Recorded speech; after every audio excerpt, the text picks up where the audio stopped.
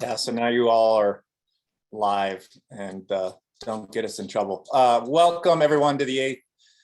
It's not really annual because we've had hiccups like last year, but this is the eighth running of the Stagecoach Line events sponsored by Babbitt Ranches and benefiting the Arizona Trail Association. And before I start rolling with a bunch of race related stuff, I'd like Matt to speak again about the Arizona Trail Association, why this race is so important, and why and what the Trail Association does.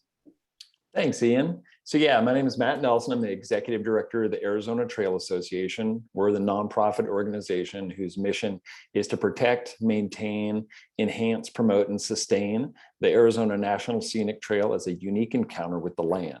We've been around for 27 years, and we helped with the help of tens of thousands of people build this 800-mile trail from Mexico to Utah. And we continue to engage thousands of volunteers every year in the protection and maintenance of the trail. One of the things that I love about the Stagecoach Ultra is that it gets people into one of the most beautiful parts of the entire trail between Flagstaff and Grand Canyon, which is a very culturally significant ancestral landscape.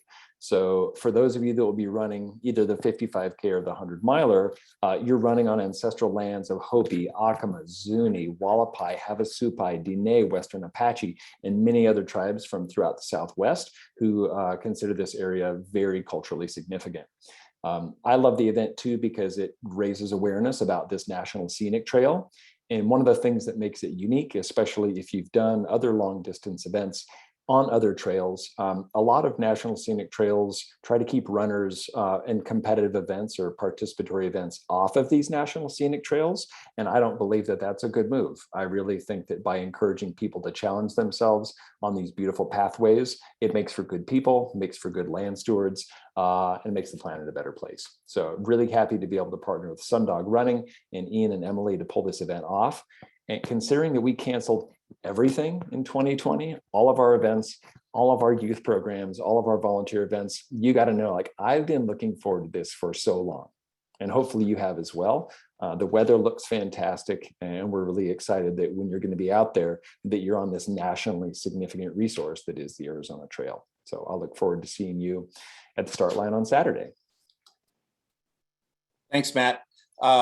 I'm going to run through our sponsors really quick because I sometimes neglect to do this in past race days because I'm usually standing freezing to death at a starting line and you all just want to start running. So obviously the Arizona Trail Association is a huge supporter of this event. We couldn't do it without them. Babbitt Ranches is another huge supporter. They support us monetarily, and they also run the Cedar Ranch aid station where the 55K finishers will be finishing. About 20 miles of this course passes across the ranch. You can't get from Flagstaff to the Grand Canyon without passing through Babbitt Ranches. Babbitt Backcountry, which is an outdoor store in downtown Flagstaff, provides us with finish awards. Everyone will get a special award from them upon finishing, and they also run our infamous aid station called Oil Line, which is about halfway into the event in the middle of Babbitt Ranches. Tailwind is our nutrition, so you'll have that drink available across the course. And then Run Flagstaff is our timing services, and that's also where we're having race check-in. Squirrels Nut Butter, they run our Boundary aid station, mile 55 aid station, and there will also be plenty of Squirrels Nut Butter on the course to prevent your chafing. And we have help from Coconino County Search and Rescue. They'll be on site and on course the entire day, night, and day you're out there. So you'll be watched by them. Coconino Amateur Radio Club will be tracking 100 milers once you leave Cedar Ranch and going towards the finish line. They'll be tracking you through all the major aid stations. Ultra House will be providing music entertainment at the finish line of Cedar Ranch, the 55K finish. NAU Cycling, Flagstaff REI, and Flagstaff Bike Revolution. Even though you all aren't biking the race, we do have a biking component, and those those organizations support the biking aid stations and also provide mechanics for the racers, the bike racers. Ultralive.net, we're going to try to do some live tracking through ultralive.net. I still need to set that up. So if you all have questions about that, I'm working on it, and we will do it through ultralive.net. And then Mother Road Brewery here in Flagstaff, local brewery, awesome beer, has provided us with a great discount for Finish Line beverages. That's our sponsors. We also can't do this a race without the millions of volunteers that are out there along the course too, and I'll talk about them later. So let's get started. Friday is check-in, September 17th at Run Flagstaff between 4 and 6 p.m. You'll see us set up out front, so we're doing it outside. There'll be a 55K table and a 100-mile table. You'll check in there, and then we'll send you around the back of the building to get your t-shirts and deposit your drop bags. So that's how that'll work Friday. Saturday morning, so bear with me, I'm gonna try to describe it. So we start at a place called Hot Shot Ranch, which is, if you need directions, it's in the manual. But once you depart the start line, we're not allowed to leave vehicles in the Hot Shot Ranch area. So once you're gone, we close up shop and leave we take everything, leave nothing, and then we lock the gates behind us. So if you're an individual who is driving yourself and you just park your car at Hot Shot Ranch and then go run the race, you will find your car will be locked behind a gate with no way to leave. So that is what we're trying to avoid. So in order to avoid this, if you fit into that category, we have a shuttle system set up. So you will park your car about a mile from the start at the corner of Route 180 and Snowbow Road, and then you'll get on a bus, a van, and the van will transport you to the start line. Hopefully that makes sense. We'll have flaggers and lots of attendants to answer your questions there at the corner before you head up, and you can just talk to the volunteers and they'll direct you on where you need to go based on your situation. We'll have toilets both at the shuttle location and at the start line. You can check in Saturday morning up at Hot Shot Ranch, and you can also drop bags at the start line at Hot Shot Ranch. We're doing wave starts. I've sent an email this afternoon that describes that, but there's 6 waves starting at 6:35 a.m. and going to 7 a.m. Every 5 minutes, and it's based on your bib number. And I just used the Ultra sign up ranking you were provided. I know that system really is flawed and doesn't mean just because you're in a certain wave doesn't mean that you're that type of runner. It just is a system that is easiest to use. So if you have any problems with that, email me and we can get things straightened out. itgoes@aol.com. And then at the finish lines, we'll have shuttles to get you back to Flagstaff, to get you back to your car that you left at the start line.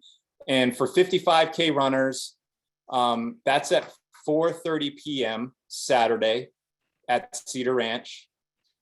And then for the 100 milers, those of you who don't have rides back to Flagstaff in your car, those will be leaving Sunday. And there's 2 buses leaving, one at 10 a.m.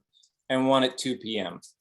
And that's the best we can do in terms, I know for some people, that means you'll be hanging out for a while. So what I suggest is making a good comfy drop bag for either the 55K finish line or the 100-mile finish line.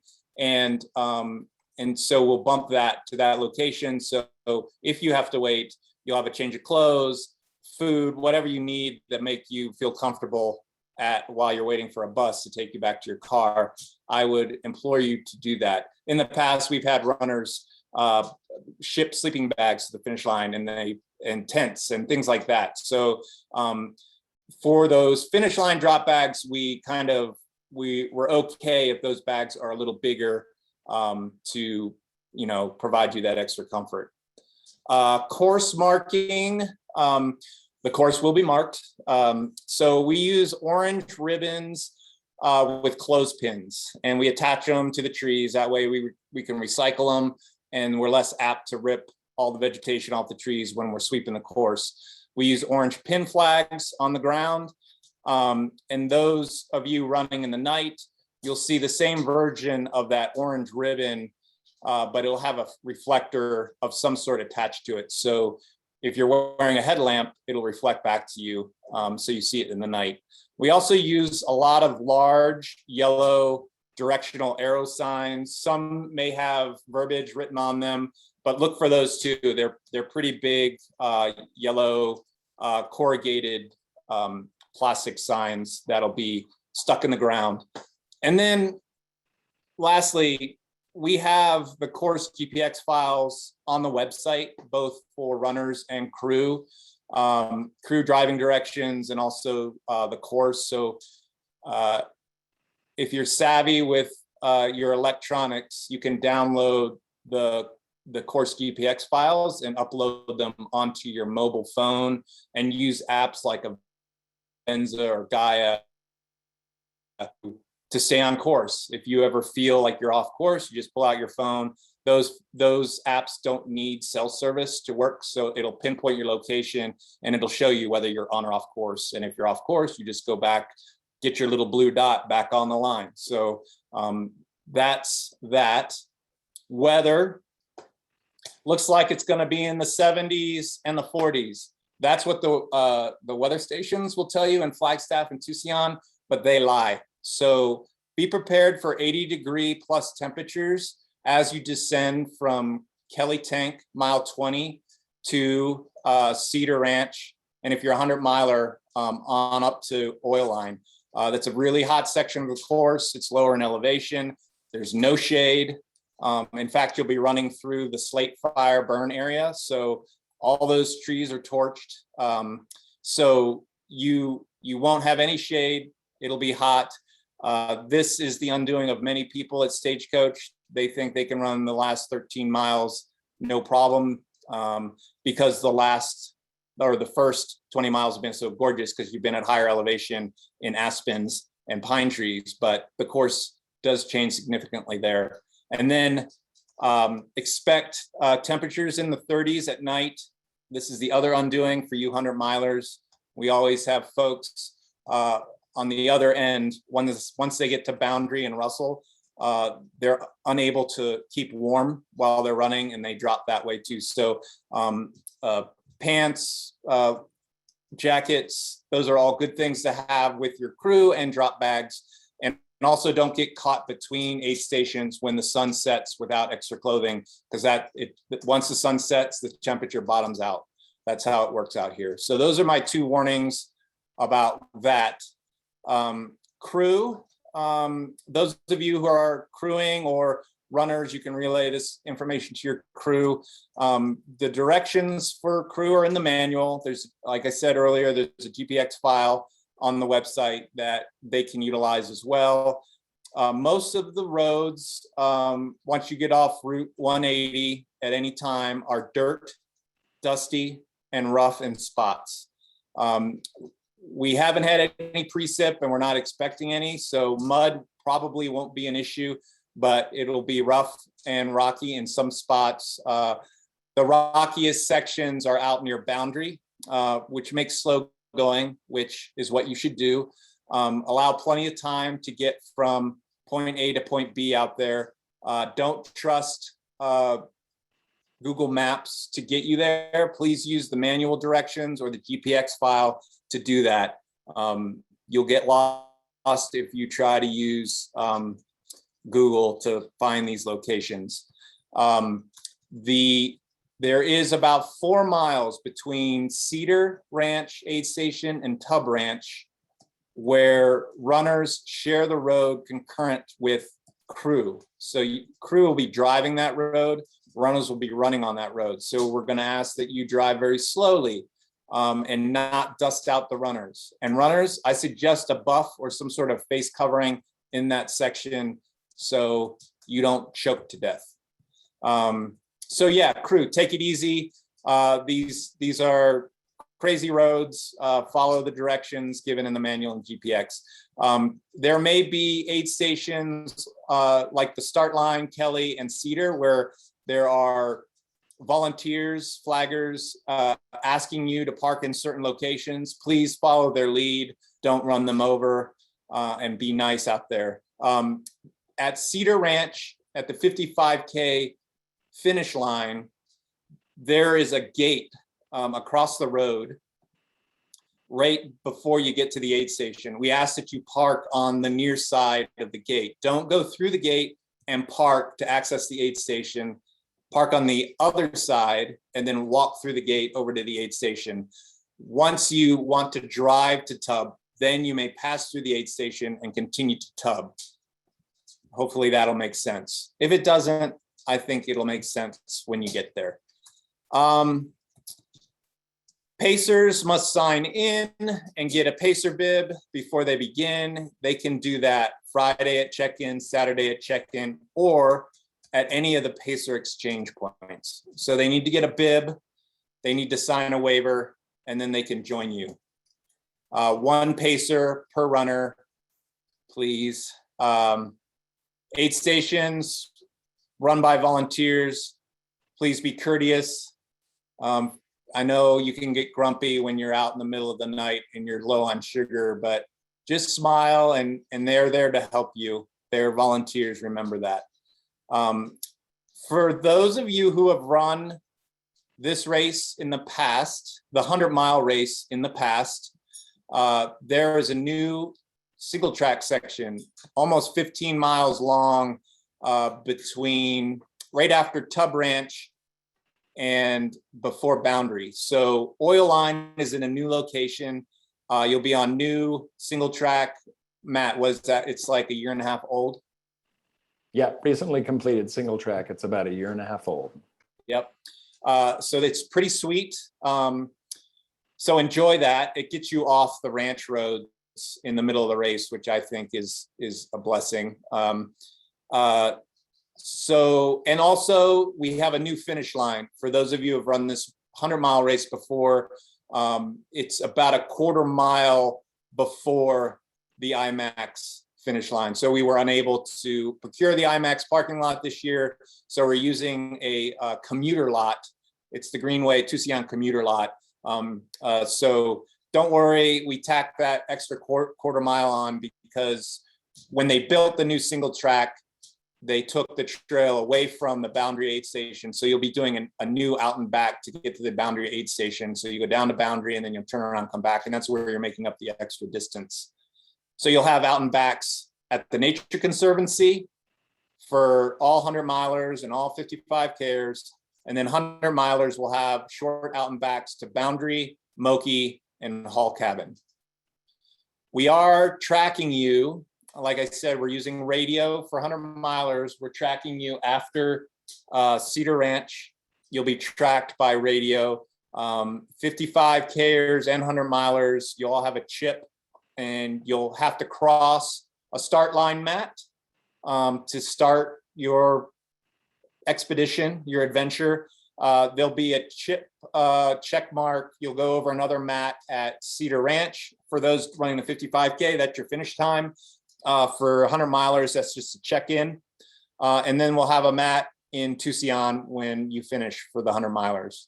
And like I said, we're going to try to track you all live on ultralive.net. We don't tolerate litter, so no littering, please. And if you see some out there, which people accidentally do drop things, can you just pick it up, please, and deposit it at the next aid station? We like clean courses. We don't want to look at people's trash. If you're wearing headphones, please keep one ear free so you can hear if people are coming up on you or if someone's yelling for some emergency purposes. We'd appreciate that. Trekking poles are allowed. Just be careful. Don't stab anybody. And this course is not closed, so there'll be many other users out there, bikers, runners, hikers, You could even see people on horseback. So please share the trail. Don't be a bully. And then the sensitive subject of masks. I like to wear masks if I'm in close proximity with other people. I don't want to tell people what to do, but we would greatly appreciate it if you masked up, whether you're vaccinated or not, at the start line before you get rolling, at the registration line when there's a lot of people around. And then if you're riding in a shuttle, throwing a mask on, that would be greatly appreciated. And then a mandatory mask spot. So I'm only making one mandatory mask spot, and we have one indoor facility. So at Hall Cabin at mile 80, runners are allowed inside the cabin to get warm, to sleep, to eat. If you go into Hall Cabin, you need to be wearing a mask, and we're going to have masks there. So we'll have some disposable medical masks there. But if you're carrying your own mask with, that's great. Please use it. Runners are allowed in. Crew will not be allowed into Hall Cabin. So only runners. And that's it on masks. Thanks for listening to me babble on about that. What's that? Someone asked about, do you recommend pulls for the first 10 miles, and also if this is a cupless race at these stations? This is not a cupless race. We will have cups at races. We're trying to do away with that. I know that creates a lot of trash and landfill, but we haven't gotten to that point yet. So we'll still have we'll still have cups on the course to drink. If you have water bottles and you can use those, please do. That saves on trash. So, but there's things like soups and maybe a drink of Coke, things like that, where you're not able to tarnish a water bottle with soup. So we'll have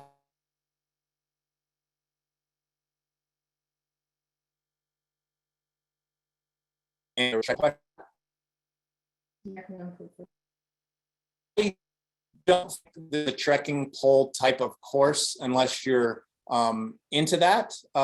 It's not too rough, but if you were going to use it anywhere on the course, it would be the first 10 miles. Yes. Any other questions? You can type them in, and I'd be more than happy to answer them. And just in case people aren't monitoring the chat, Eric had asked a question about, will a buff work as a mask? And I had typed in that, yeah, that's a great option. That's what we use a lot on trail anyway, both to minimize the dust factor. And if you're passing groups of people, you can pull it up and pull it down as needed. Same story goes for the shuttles. Thanks.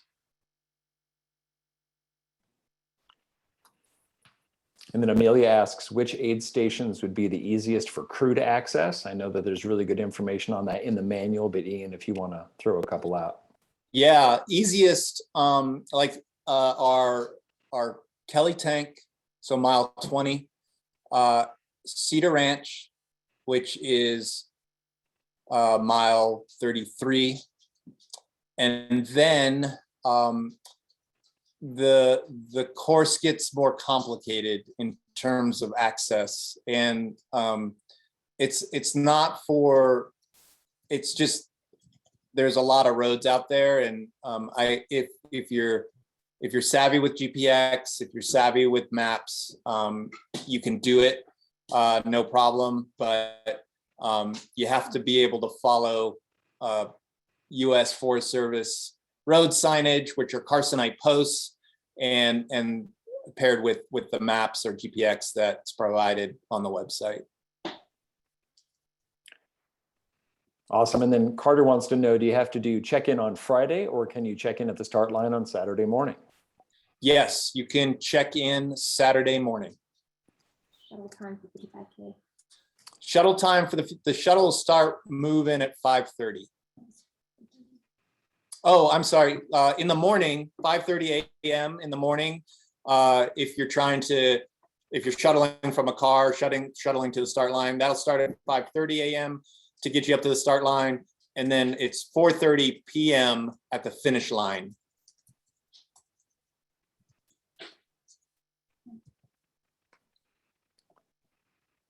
In case usually would be for a whole cabin. All right. And then Josh wants to know, can you repeat where the hottest sections will be? Babbitt Yes. Ranch. Yeah. Yeah, it's Babbitt Ranch. Miles, I would be ready to get hot between mile 20 and mile 50, depending on where you are, how fast of a runner you are. But you'll definitely get heat after mile 20. And then there was a question about what, Emily? You just read something. Well, I'll just do in order. With the rolling starts, do we still have all the same cutoffs? That's a good question. The cutoffs are based on the 7 a.m. start time. So if you're starting at 6:30, you get a half hour extra. Or we can take it in the whole cabin to your tree later. Yes, you can leave a car anywhere on the course to get it later. That's not a problem, except for the start line, except for Hot Shot Ranch. Or cutoff times tied. This is the same too. Sorry. Will there be ice on the course in the hot section? Yeah, we'll have ice at the Nature Conservancy, at Kelly Tank, at Cedar, and at Tub, and probably Oil Line. But after that, I don't think you'll need them. You'll need it.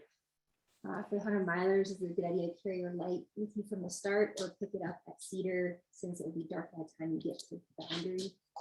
Yes, if you are a 100 miler and you'll definitely make it to Cedar by light because the cutoffs at light in the light time. But if you're leaving there and it's a long stretch before you can get to your next drop bag at Boundary. So I suggest everyone carry a light, a reliable light, and also carry some sort of warm piece of clothing, a jacket of some sort, just in case. It may seem counterintuitive when it's 80 degrees and you're like, this isn't going to happen, but it does. Happens every year. 55K pacers register at Kelly Tank.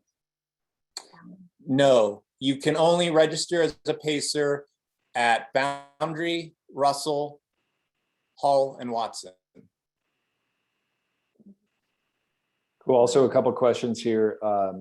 If a wave start time is at 6:35, how early can somebody check in on race day morning at start line? We'll be ready for you around 5:30, 5:42. And then Carter wants to know if there are a maximum number of pacers that you can have. You can have as many as you want.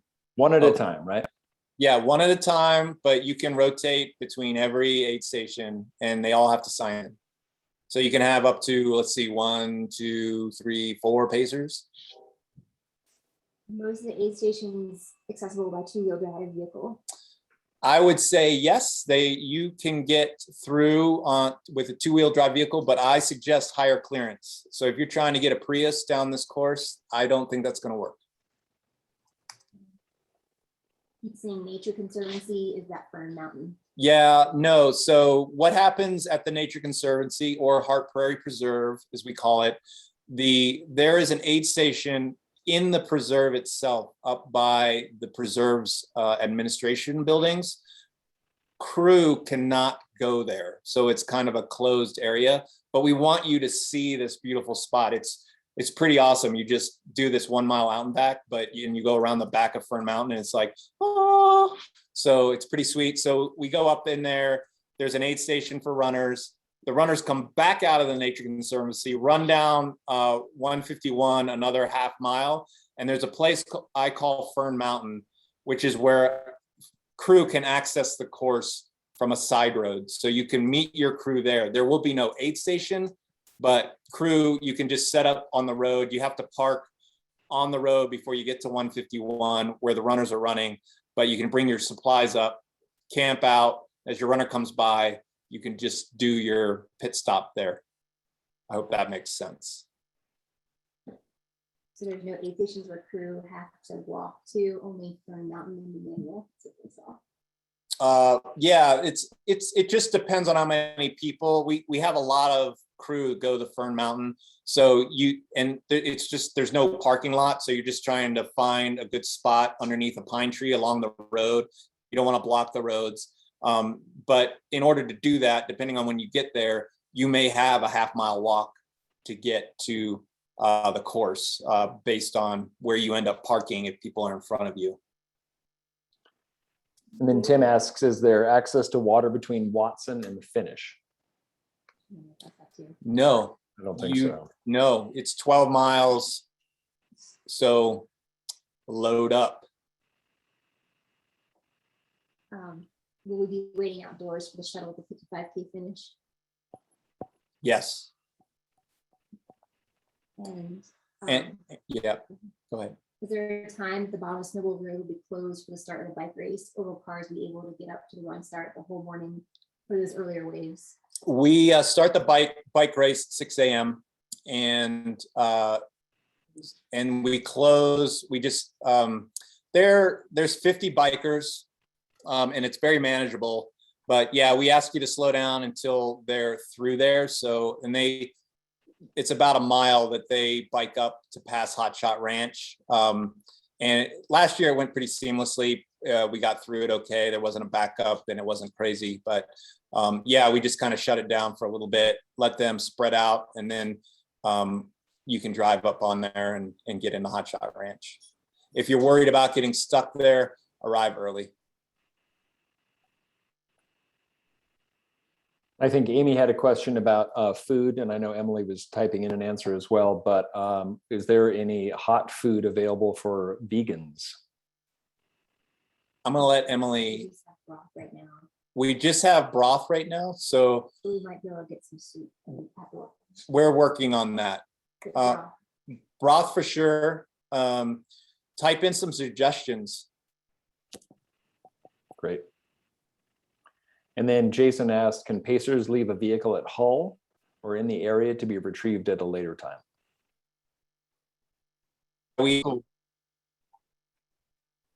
Yeah, that's cool. No problem. You receive crew aid from your crew through aid stations. No, please do not crew your runner between aid stations. Please go to the designated spots.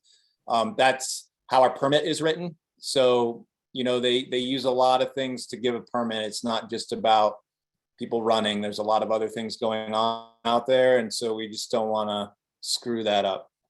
Yeah. Bags can be dropped off Friday or can drop off Saturday morning. Yeah, you can drop off bags Friday at registration, which preferred, no problem. We can take them Saturday morning as well. What do mid-pack runners take for fluids for those 12 miles? I can answer that. Are you asking about an amount?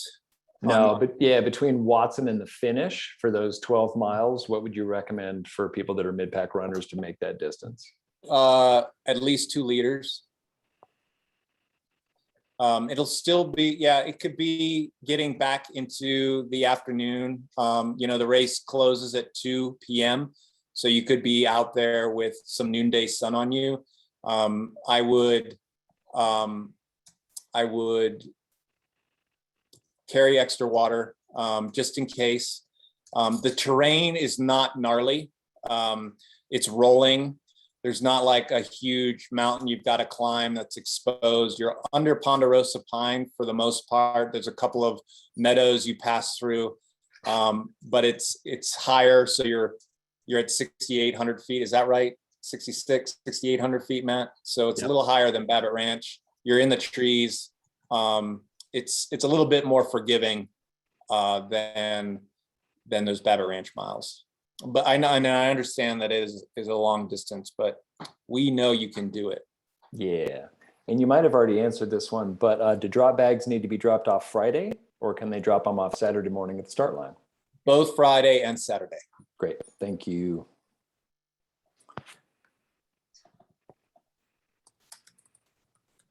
Are there any wildlife to worry about on the course? Snakes, Oh, elk? that's Yeah, the answer is Yeah. yes. It's Uh, Arizona. There's lots of wildlife. So yeah, elk are prevalent, skunks, snakes. The most dangerous thing on the course is going to be sun and heat and all the things that come along with dehydration and sun exposure. But yeah, Arizona is pretty rich with wildlife. Badgers, yeah, we've got it all. And I'll add to that. I don't know where the cows are running right now, but it's possible you could run into some cattle, and treat them. Just give them a wide berth. They're not dangerous. We've never had a problem. But if they start following you or coming towards you, that's because they think you're the guy with the food or the girl with the food. So just tell them that you don't have anything and keep going. And yeah, just give them a wide berth. Don't approach them, and keep moving. Yeah, and the elk bugling out once you get out towards Russell Tank and Hall Cabin, Coconino Rim, Watson Tank. It's one of the best elk viewing or hunting or listening areas in North America. It's pretty awesome. And you could very well hear them bugling in the middle of the night. It's kind of eerie, but don't freak out. It's just the elk talking to each other. What's the actual distance? Ultra Pacer shows 98 miles. Yeah, this course is a relatively 100 miles. These GPX files were pieced together by multiple pieces, so some data could be lost. It is a trail race too, so GPX isn't exact either. The distance you run will be from Flagstaff to Tucson.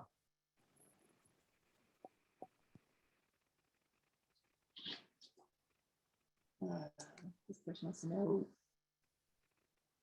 where are the water tanks that are marked along the course on the forest? They want to know if it's a collected water spring or No.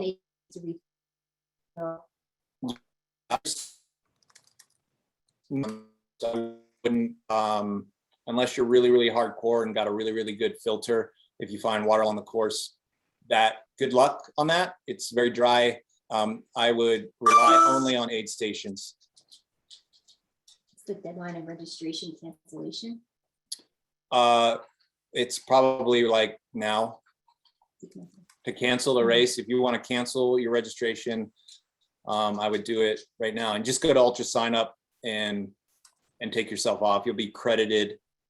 You should be credited for a future event.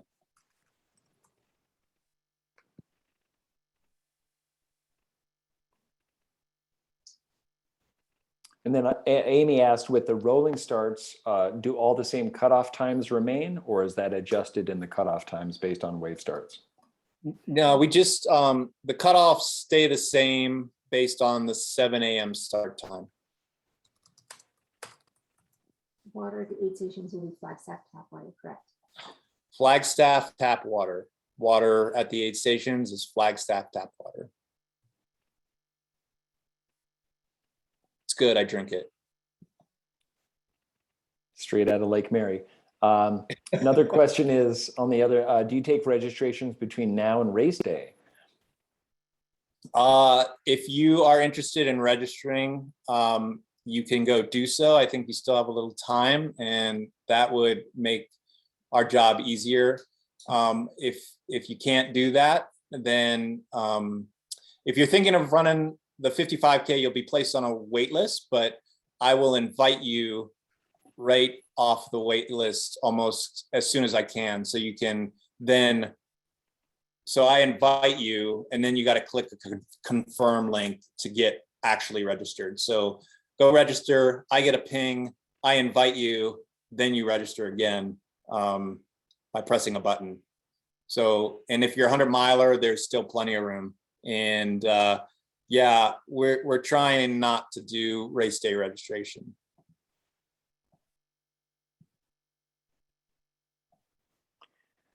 Last chance for questions.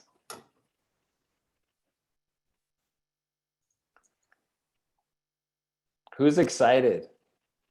I'm excited. Woo! See. Looking forward to seeing y'all. It's been a long time it sucked that we didn't have this last year. So looking forward to seeing everybody. Thanks for attending. Give another second for any last minute questions. But again, you can reach me at itgoes@aol.com. itgoes@aol.com. Yes, I still use AOL. Considering how old you are, that's actually a little shocking. Mike is asking, I heard something maybe about beer at the finish. Yeah, there'll be beer. There'll be Mother Road at both the 55K and the 100 mile. We'll have it. Cool. Yep, it's going to be nearly a full moon, harvest moon, which is pretty outstanding. Will make for really great nighttime running. Tim wants to know favorite parts of the course. It sounds awesome. It is indeed awesome. Ian, what's your favorite part of the course? I'm going to say, so most of you, if you're a 100 miler, so it's on the 100 mile portion, and it's a section people don't realize they're running through. There's a section between Russell Tank and Coconino Rim. When you leave Russell Tank, you'll run about 2 miles before crossing a dirt road. It's those 2 miles between Russell Tank and a dirt road. It's old growth ponderosa. The trees are huge. And if you get a chance and you got a good light, you can kind of pan around, but it's like classic old growth Pondo forest. It's pretty sweet. I'd have to say the aspen forest before you descend down towards Cedar Ranch, actually before Kelly Tank, but there's some really beautiful single track that goes through aspens that is just absolutely magical. I would agree with that. Yeah. Okay, so we answered that. And then there's another one here. Will there be food and water at the finish? Yes, absolutely. There will be food and water at the finish. You earned it, so we'll take good care of you when you get there. What'd you say about crew vehicles accessing aid stations? Which aid stations can a two-wheel drive not access? Crew can get to aid stations except for Fern Mountain, and aid stations can mostly be accessed with a two-wheel drive vehicle, but not low clearance. Yeah, no, crew can go to Fern Mountain. They just can't go to the Nature Conservancy. Right. Which are side by side, but different. Yeah, they're like a mile apart. But any tricky turns or easy places to get lost in the daylight with a clear head? It's pretty easy to stay on the trail. But when you're 10s or 20s or 30s or 40s or 60 miles in, even the clearest trail in the world, people get lost on. So we get people turned around every year. That's why we have radio and search and rescue out there on the course, literally on the course with you. I'll be out on the course with you. Chances are you won't see me at the finish line until late Sunday. We're always watching and looking for you. I would say that the trickiest, and Matt, you can pipe in here, but I think the trickiest section is, and no one's going to want to hear this, is between Watson and the finish line. There's a lot of areas where the course goes from dirt road to single track to 2-track, back to dirt road to single track, back to 2-track. And there's a lot of crazy 90-degree, 105-degree turns in there. It's kind of piecemeal together. The Arizona Trail is actually working on some sort of reroute, is the rumor I heard, but it's an old section, of course, where they're just trying to get from point A to point B in the easiest way. And in doing so, they use a lot of dirt roads of varying degrees of disability and then linking them with a little bit of single track. So we'll have it marked. We're going out tomorrow to make sure it's marked well. Just, again, if you can load that GPX on your phone, and then heads up if you're running in the dark, especially if you're running in the dark, really pay attention to course marking. If you come to an intersection with a trail or a road, double check, take a look around. Those are good things. If you have a pacer, have them second guess your every move, have them not necessarily follow you or don't necessarily follow your pacer, be your own person and keep your heads up in there. That's what I say to everybody. And then Tim wants to know in general, about how far between course markings?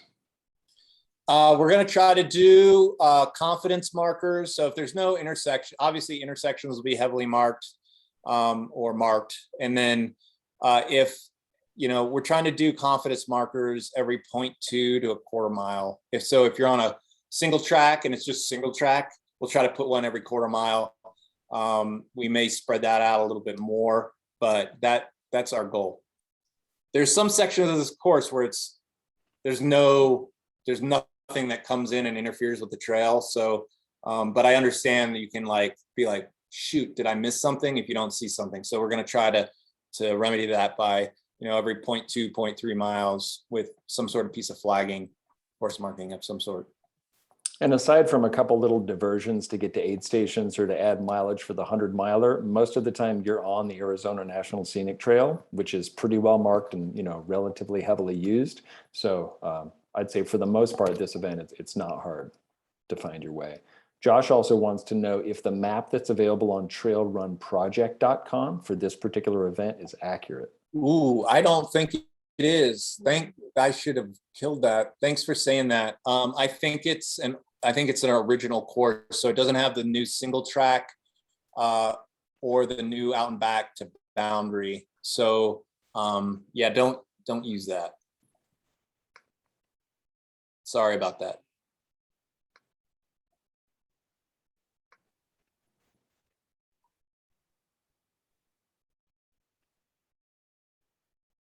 Roberto asks, can you put markers more often? I think he heard you say that you haven't been out there yet. Roberto, this is a trail event, and part of the experience is running without looking at something that a human has done. Obviously, you're running on a trail, which a human has done, but we don't want to overmark the course. We don't want to undermark it either. And also we don't have unlimited supplies as well. So if we mark too often, we'll be out there forever and it'll be impossible to sweep. So we have to find a fine line. I understand your concern, but I think we'll be able to get you to where you want to go.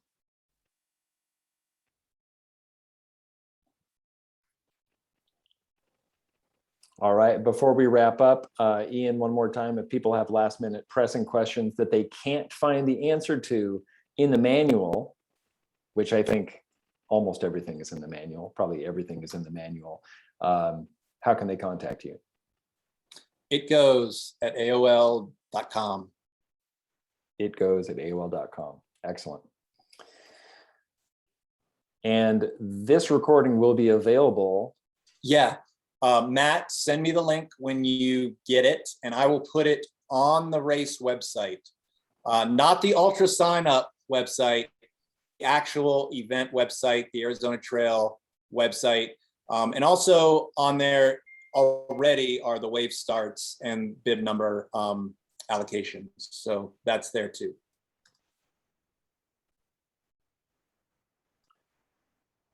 Well, here's to looking forward to an outstanding Flagstaff to Grand Canyon Stagecoach Ultra presented by Babbitt Ranches on Saturday, September 18th. Thanks, everybody. We'll see you soon.